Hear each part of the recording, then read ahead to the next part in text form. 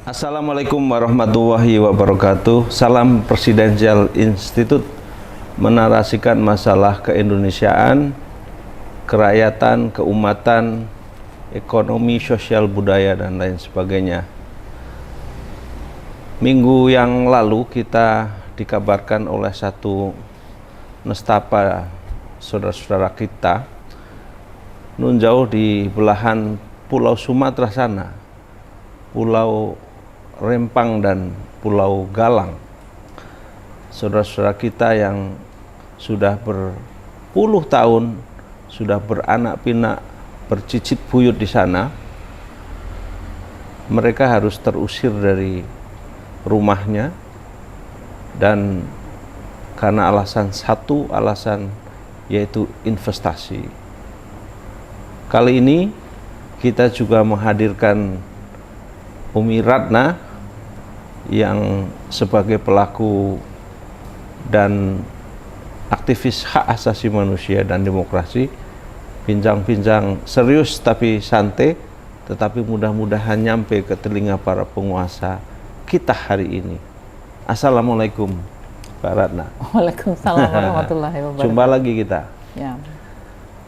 Gimana tanggapan Umi Ratna terhadap kasus yang menimpa atau derita nestapa yang menimpa saudara-saudara kita di Pulau Galang dan di Batam itu, Kak Ratna? Saya peneliti ya. Sangat serius. Hampir semua karya saya itu hasil penelitian. Dan saya selalu terganggu dengan hal-hal. Kalau saya melihat sesuatu yang mengganggu, pasti aku melakukan penelitian. Nah, sepanjang aku meneliti perkembangan Cinaisasi di Indonesia ini saya minta maaf dengan orang-orang Tionghoa yang sejak kecil udah menjadi saudara saya. Yang saya bicarakan ini adalah, dan tidak semua Cina gitu istilahnya.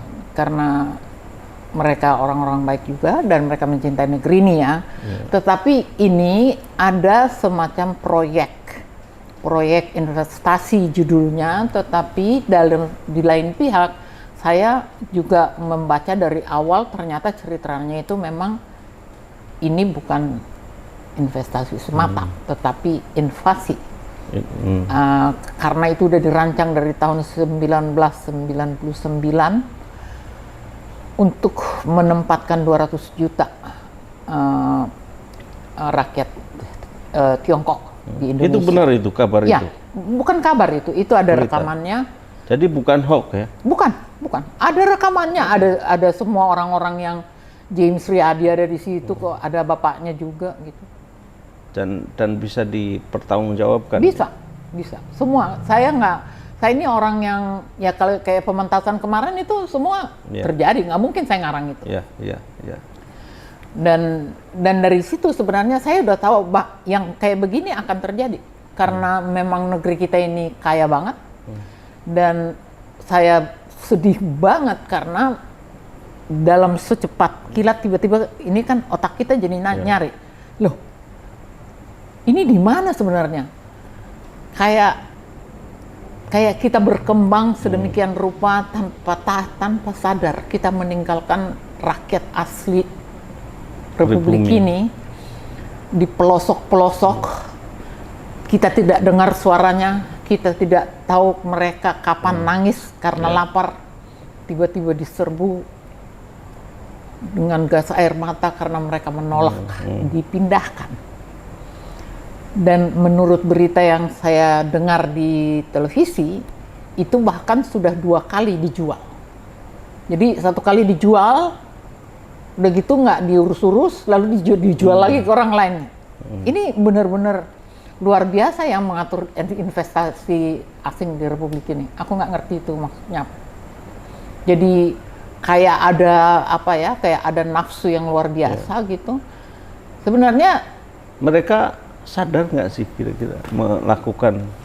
Ya harus ditanya orangnya ada kok, ditanya aja kan dia pemberani. Jadi ya harus ditanya sebab ini persoalan kita bersama loh. Jangan ada satu orang pun Ya. menganggap dirinya saja yang bertanggung jawab urusan investasi. Karena ini berkaitan dengan nasib Bangsa ini, dengan nasab siapa aja gitu loh. Anak keturunan. Jangan ada otak seorang lalu dengan gagah perkasa mengatakan jangan ada yang melawan, nanti saya bulldozer. Come on. Siapa kamu? Ya. Nggak bisa begitu. Kamu digaji sama rakyat tidak untuk bersikap kasar pada rakyat. Setidaknya 1 sen pun itu harus dipertanggungjawabkan. Harus dipertanggungjawabkan kok. Untuk memberikan rakyat itu damai, sejahtera, merasa diayomi, kan begitu. Ya itulah yang nggak terjadi kan, malah ancaman-ancaman. Ya. Dan siapapun yang bereaksi, pantas dong semua rakyat Indonesia bereaksi di media sosial. Lalu tiba-tiba ada suara yang kencang sekali dari pengatur investasi di Republik ini yang menganggap dia berhak menembak siapapun, bulldozer siapapun. Menurut saya ini udah kacau. Ini cara berpikir dan cara bernegara yang sudah sangat menyimpang. Kita melihat ada hal yang sangat kontradiktif itu, Umi. Satu sisi menghadirkan mereka dengan karpet merah, ibaratnya begitu. Tapi satu sisi menyakitkan buat pribumi, buat bangsa dan rakyat Indonesia gitu. Tapi kalau saya perhatikan nih, entah sejauh apa Tiongkok menekan jidat seseorang, saya nggak tahu. Tapi kan yang aku prihatin adalah pejabat-pejabat kita. Presiden mengatakan akan memecat Kapolsek, Kapolda gitu misalnya. Itu kan ancaman buat kita semua. Dan aku nggak happy gitu kalau seorang presiden sudah datang. Menurut Umi, sebegitu sulitkah investasi asing, atau begitu butuhkah kita sama investasi asing? Enggak, sama sekali enggak. Kita tidak butuh investasi asing. Kita urus climate change aja kita bisa kaya raya. Pariwisata jangan kita hanya urus Bali, tapi kita urus semua. Hampir setiap sudut di Republik ini mempunyai potensi pariwisata. Kita bisa kaya. Dan pengusaha kita juga sangat punya potensi, punya bakat, punya aset kan ya. Kenapa dia mesti harus keluar asing? Gimana ini? Nah, ini sebenarnya kan kalau menurut penelitiannya siapa namanya? Si Asif Faisal Assegaf yang saya lihat pertontonkan di YouTube itu kan katanya memang presiden kita ini udah dibayar oleh Cina untuk menjadi presiden di sini. Jadi memang dia bekerja 2 arah. Itu menurut Faisal Assegaf. Dan saya cek di Google ya memang ada bukti-bukti transfer uang buat istri dan mereka suami istri. Luar biasa. Di awal. Jadi memang udah di-plan, international regime mengerusak undang-undang dasar kita, Cina mengambil manfaat. Itu, dan yang bodoh kita. Apakah mungkin itu sebagai backup karena sekarang ada domain kekuatan Barat yang sedang memperkuat dirinya di Laut Cina Selatan, dan Cina juga satu sisi juga ingin mencari kawan untuk mempertahankan hegemoninya. Ya sebenarnya kan disitulah kita dulu, kalau kita ingat bagaimana Presiden Soekarno membuat non-blok. Ya dong, kita nggak perlu, kita punya kebebasan menentukan sikap dong. Kenapa itu nggak diperkuat saja kan gitu? Ya makanya. Dan kalau kita lihat sekarang malah nyapres kan Menhannya, bukannya diurus gitu. Dan kan Pak Jokowi punya nawacita yang konon punya nawacita, punya Menhan yang militer yang sebenarnya piawai gitu. Tapi malah sibuk ngurusin yang lain. Ada 30 juta orang Cina dari tentara merah Cina di Republik ini nggak diapa-apain. Nggak pernah kita bicarakan. Itu terkonfirmasi itu? Iya. Luar biasa. Lah itu kan yang dipertunjukkan saya itu kan semua terekam, dan itulah di situ kok Menteri Luar Negeri kita duduk di situ. Itu di UI itu kejadiannya. Dan diam 1000 bahasa. Ya, jadi apa mereka tidak berdaya begitu? Jangan-jangan karena sudah diikat kaki tangan mereka sudah diikat. Salah satu kan memang plannya udah bagus banget ketika mau merusak gitu ya. Jadi international regime itu misalnya yang dirangkul LSM. LSM dikunci mulutnya, Ya. disenangin hidupnya gitu, dibikin mereka bahagia gitu. Jadi nggak pernah mempersoalkan negara. Ya. Apapun itu salah satu yang menurut saya kita missing, benar-benar kita kehilangan teman yang benar-benar bisa meneriakkan sesuatu. Apa yang terjadi di Rempang kemarin itu, saya betul ada, bahkan saya belum dengar, mudah-mudahan saya salah ya, tapi saya bahkan belum dengar Komnas HAM menyerukan bahwa ini Pelanggaran kejahatan kemanusiaan, ya pelanggaran HAM. DPR kita juga belum aja. Ya, semua diam, yang asik, yang sibuk mengurus capres apa semua. Sibuk dengan dirinya sendiri, sementara ada begitu banyak saudara-saudara kita di sana terzolimi. Luar biasa. Saya melihat di satu cuplikan ada seorang anak sekolah yang kena gas air mata gitu ya. Mereka ketakutan. Itu kan anak-anak SMP. Ya.